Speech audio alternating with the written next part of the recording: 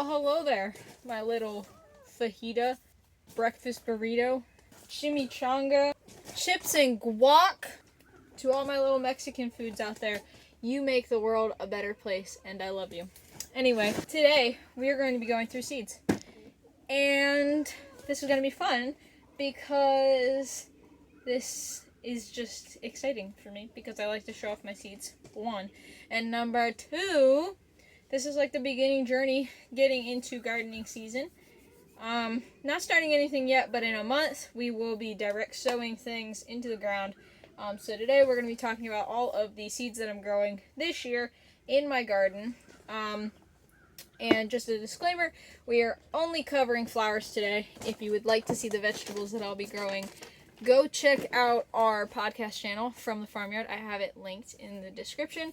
On every video, you can go check it out. We have a video that we posted that just shows all of the vegetables a little bit more in depth. You can see all the seeds that we're growing, but I went a little bit deeper into the vegetables that I'm growing, but I didn't go as deep into the flowers that I'm growing. So today on my channel, we are going to be talking about all of the flowers that I'm growing in my garden. So I have an entire briefcase of seeds here, nicely organized because I'm kind of a geek with that. Rainbow colors with some nice labeling on each one, and we'll get into that, so no peeking. If you pause the video, you're a cheater. Watch the whole thing and see what I'm growing. So a lot of the things that I wanted for my flowers this year was I wanted to incorporate new flowers, old flowers that I had done last year. I like the production, I like the harvest, and I just wanted to continue that going throughout the years. But also last year I experimented with some different things that I didn't quite like as much.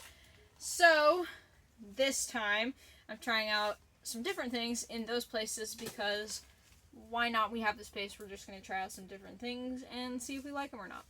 But the first thing that I really love that I will definitely be growing forever is zinnias. And I wanted to try a lot of different colors this year of flowers. And I think the newest flowers that I have for colors, I added a lot of green and a lot of like peach, salmon tones.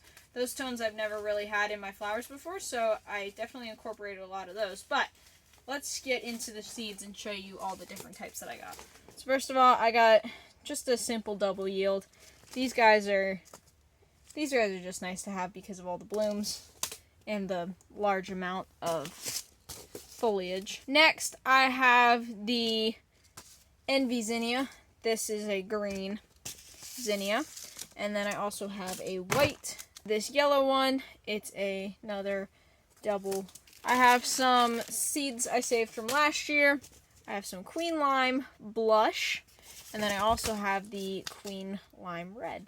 I have some orange and pink ones too. I'm doing a project with those where I'm combining some of the colors, trying to make a new variety color. So that's an experimental thing. Another one of the new ones I'm doing is the Aster. I've never grown Aster before, but they seem pretty simple and they're pretty. So another color that I'm incorporating is the lavender. I've never done the purpley colors. So here's that apricot blush tone Aster, a silver Aster, but it's got some purple hues to it, so that'll be really pretty. Yellow Aster and violet, just to get some deeper, richer purple tones. Snapdragons. Now I'm still debating if I'm going to grow these or not because these I need to do some things with to make sure they grow properly.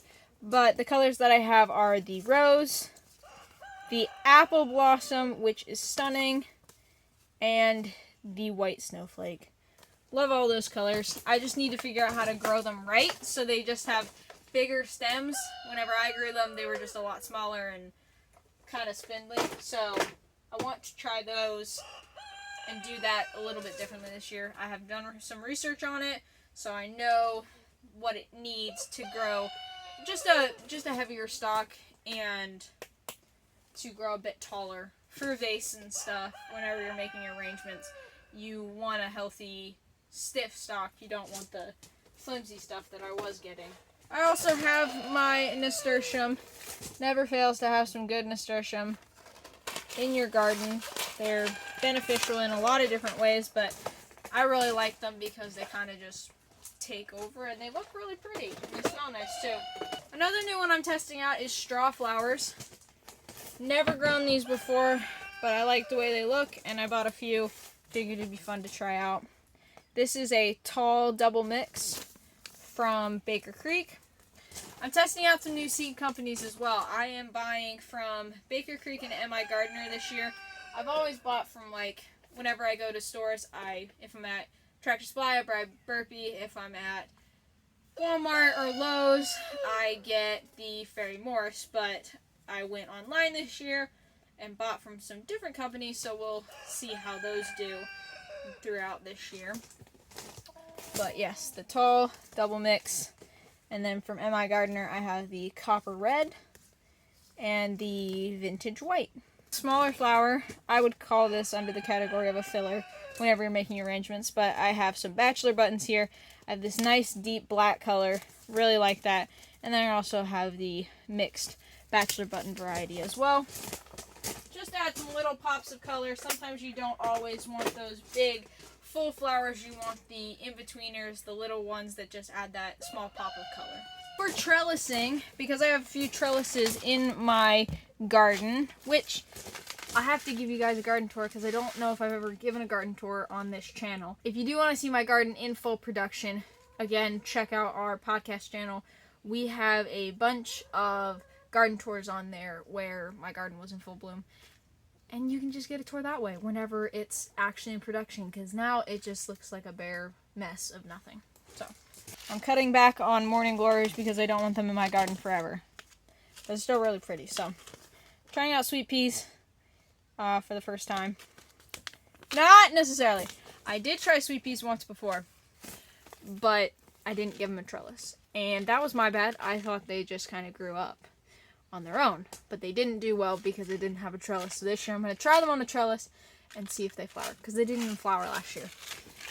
And then the other new one I'm trying is this Morning Glory. I just really like the detail and the outline of the colors. Figured it'd be a nice little accent in the garden. Some taller plants, foliage, and flowers that I'm adding for just a mix-up of different lengths and stuff. A tall one, I have stalks. These are just a mix of different types from Baker Creek. And then I have the amaranth as another something different. And then I have the celosia. I think that's how you say it. Just some different textures. You have different size, different colors. Now we have different textures we're involving as well. I'm experimenting a lot this year, guys. I'm doing some different things. It'll be a first, but we'll see how it goes. And then to go on with the filler flowers, I'd like to have these ones in because I really liked them last year. Forget-me-nots, loved those, and baby's breath. They were just really nice, delicate little flowers that I like to add in to the mix of the larger flowers. Another one is Status. That's a new one for this year. And then I'd like to put some calendula in the garden again, because I really enjoy having these in the garden just for health benefits for one, but it's also just a really pretty flower to put into your mixes.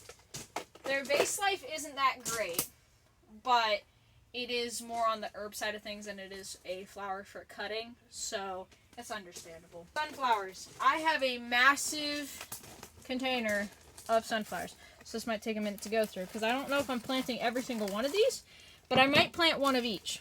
But today we're just going to look at all of the different types of flowers. So, first we have the Moonshine Sunflower, Lemon Queen, Summertime Mix. I don't particularly like the mixes because you don't know which flower you're getting, because if it were up to me, I'd more so want this flower than that flower, or something like that. So I might not plant the mixes this year. I might just plant specific flowers. I have a Evening Sun mixed color variety, Ruby Eclipse, Autumn Beauty, Teddy Bear Dwarf. Those are fun, but they're just too small in my opinion. Now I'm not going to be able to get all this back in, because it is a chaotic mess. got it. Along with my annuals and perennials and all the things I'll plant for seed, I am also testing out bulbs for the first time. I have some tulips here, and over here I have gladiolas in these tires, which I don't remember what color the tulips were, but the glads were a mixed color variety. And then I have some white and pink reddish colored glads as well. So I'm excited to try bulbs for the first time because I've never done that before. But the tulips are the only ones to come up because I did just plant the glads not very long ago. So the tulips are coming up, but I'm not seeing any blooms yet. So I don't know if they'll bloom or not because this is the first year I've had them here. So I don't really know how bulbs work or how tulips work. If they're gonna grow, if they're not, we'll see.